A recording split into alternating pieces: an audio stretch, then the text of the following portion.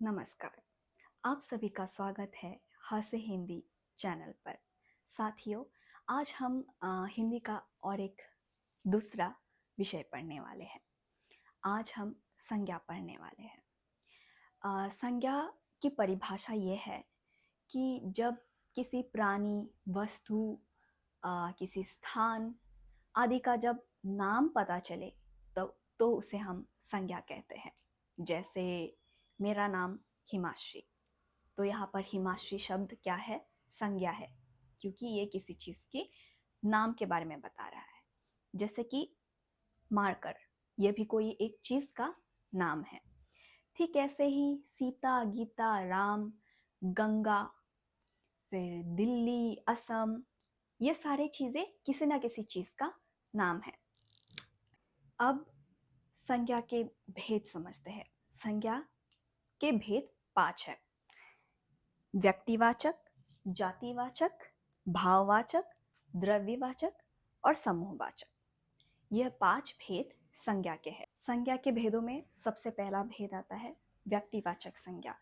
व्यक्तिवाचक संज्ञा जहाँ पर किसी विशेष व्यक्ति, स्थान या वस्तु का नाम आए, जैसे राम, सीता, गंगा, ताजमहल, आसाम, दिल्ली, ये सारे किसी न किसी व्यक्ति या किसी वस्तु या स्थान का नाम है।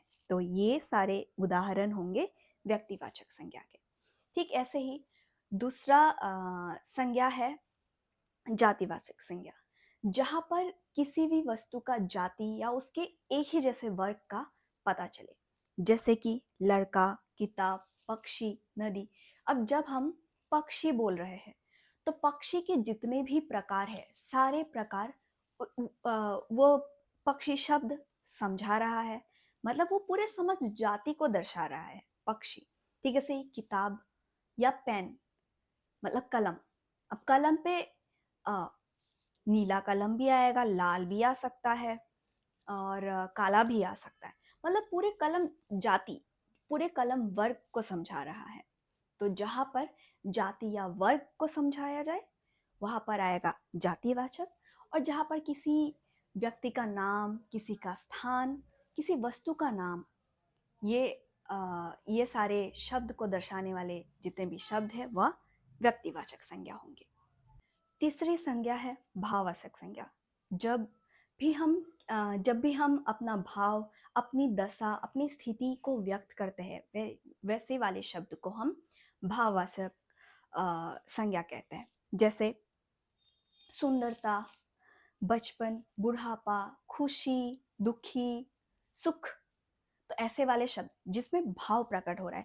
अब जैसे कि सुख और दुख में तो पता चल जाता है कि हम सुख और दुख अपना भाव प्रकट कर रहे हैं। आप बोलेंगे सुंदरता, बचपन, बुढ़ापा, ये कैसे भाव है? हम कहते हैं ना, बुढ़ापा आ गया, इस लड़की में तो सुंदरता कुट कुट कर भरी हुई है। तो यह भी एक भाव को दर्शा रहा है। तो जब भाव को दर्शाता है वहां पर भाववाचक संज्ञा आता है। अब चौथा संज्ञा है समूहवाचक संज्ञा। अब जैसे भी शब्द जिनमें किसी समूह या जिसमें किसी झुंड का पता चले, वैसे वाले शब्द समूहवाचक संज्ञा होता है। जैसे कि परिवार। परिवार में बहुत सारे व्यक्तियों के मिलने से बहुत सारे व्यक्ति एक परिवार में होता है। ठीक है, से झुंड, झुंड में बहुत सारे लोगों की झुंड, या भेड़ बकरी की झुंड, जिसमें एक दो नहीं बहुत सारे शामिल है। ठीक ऐसे ही सेना, भीड़, टोली, कक्षा, इसमें बहुत सारे लोग, अब बहुत सारे विद्यार्थी एक कक्षा में होते हैं। ठीक है, से टोली पे भी बहुत सारे लोग मिलकर एक टोली बनाते हैं।